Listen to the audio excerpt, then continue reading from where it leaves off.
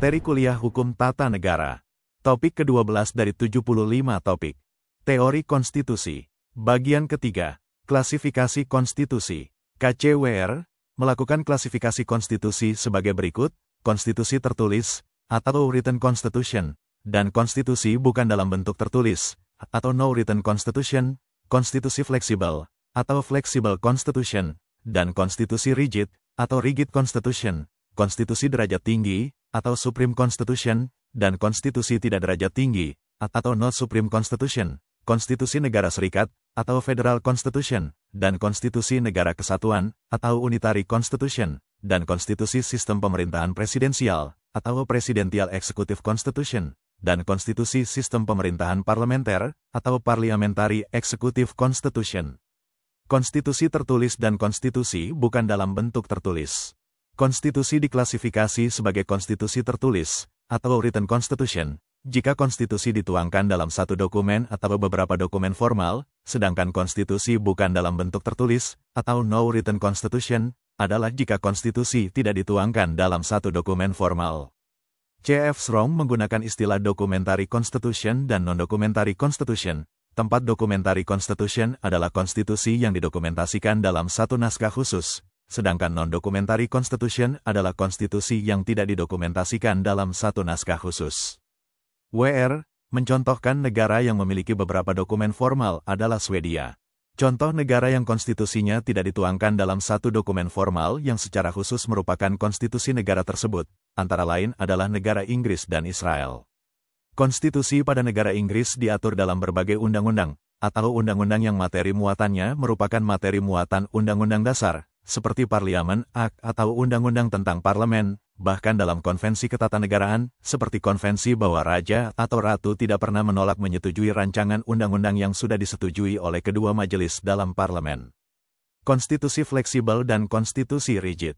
C.F. Strong mengemukakan bahwa konstitusi diklasifikasi sebagai konstitusi fleksibel atau rigid, didasarkan pada cara perubahan. Jika cara mengesahkan konstitusi sama dengan mengesahkan undang-undang maka konstitusi tersebut dinyatakan fleksibel, dan sebaliknya jika pengesahan konstitusi memerlukan prosedur khusus dalam melakukan perubahan maka konstitusi tersebut dinyatakan rigid. C.F. Strong mengemukakan 4 cara perubahan konstitusi pada negara-negara dengan konstitusi rigid, yaitu a. melalui lembaga legislatif biasa, tetapi menurut batasan-batasan tertentu.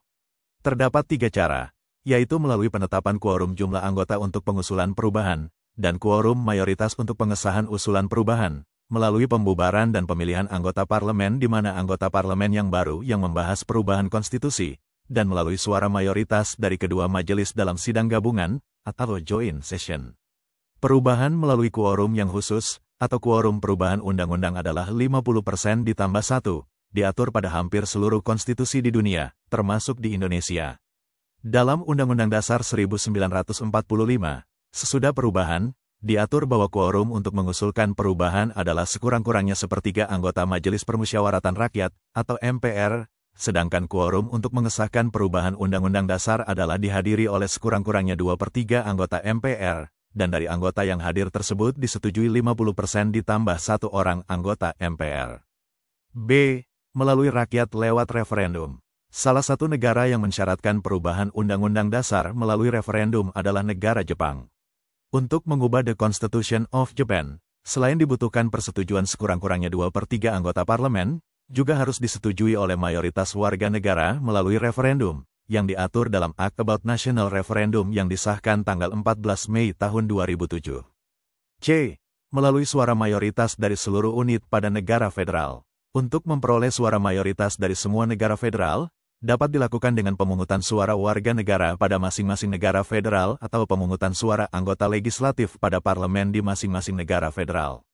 Hal tersebut diatur antara lain dalam Konstitusi Amerika Serikat, di mana perubahan konstitusinya melalui 2 macam prosedur, yaitu usul perubahan yang diajukan oleh konvensi nasional yang harus diratifikasi oleh konvensi dari negara-negara bagian, dan usul perubahan yang diajukan oleh Kongres yang ratifikasinya dilakukan oleh parlemen negara-negara bagian. D. Melalui konvensi khusus. Membentuk badan khusus ad hoc yang bertugas membentuk undang-undang dasar baru. Badan tersebut dikenal dengan istilah konstituante.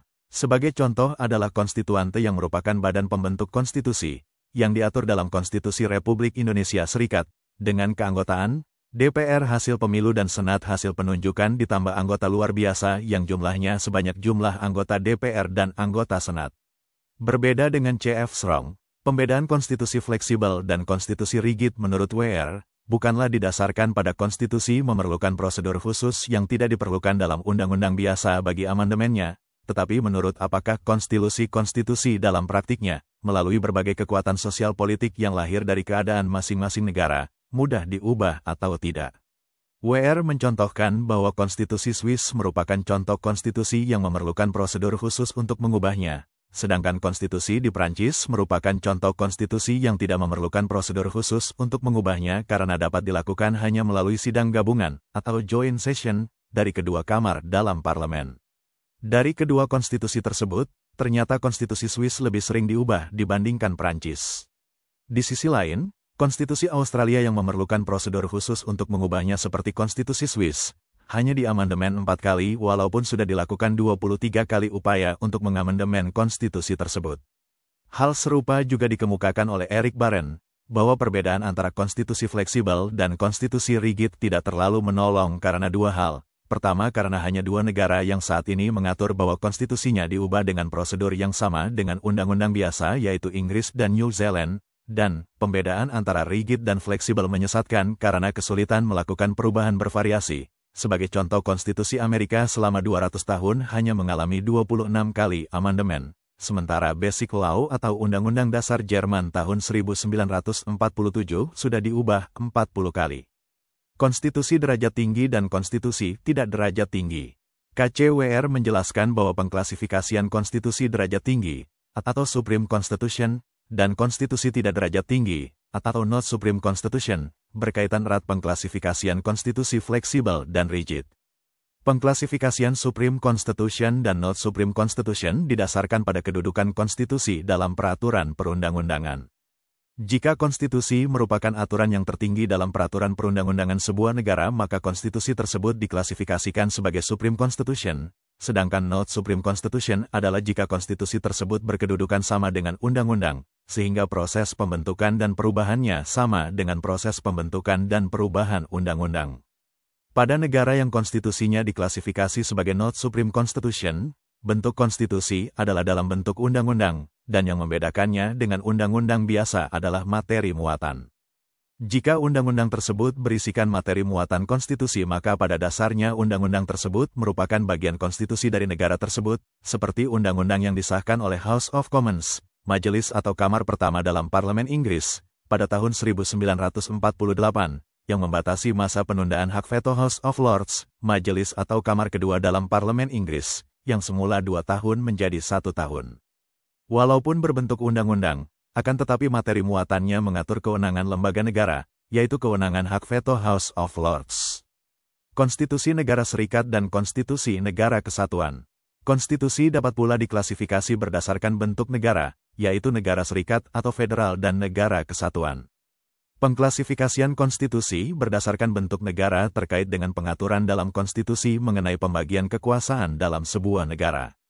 Pada negara serikat, konstitusi mengatur lebih detail mengenai pembagian kewenangan dan hal-hal yang dilarang bagi negara bagian, sedangkan pada negara kesatuan, tidak diatur secara detail mengenai pembagian kewenangan dalam konstitusi karena pada prinsipnya seluruh kewenangan berada pada pemerintah pusat, dan pengaturan detailnya dalam undang-undang mengenai kewenangan yang dibagikan termasuk metode pembagian kekuasaan kepada daerah, desentralisasi atau dekonsentrasi. Konstitusi Brasil merupakan contoh konstitusi negara federal yang mengatur secara detail mengenai kewenangan, tanggung jawab, larangan, bahkan properti yang merupakan milik negara bagian. Undang-Undang Dasar 1945 merupakan salah satu contoh konstitusi negara kesatuan.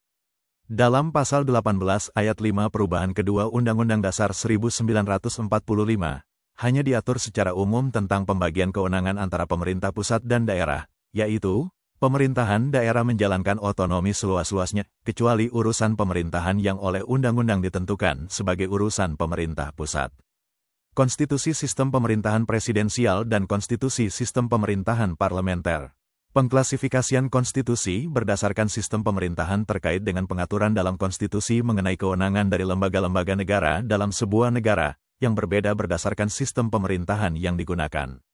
Aren Lichvat mengemukakan karakteristik perbedaan mendasar perbedaan sistem pemerintahan parlementer dengan sistem pemerintahan presidensial adalah sebagai berikut.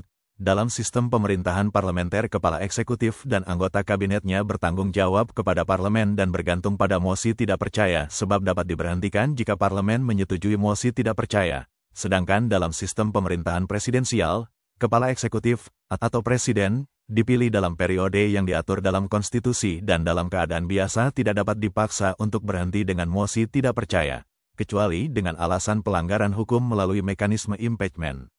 Presiden dipilih dengan suara terbanyak, melalui pemilihan umum atau electoral college, sedangkan Perdana Menteri diseleksi oleh parlemen.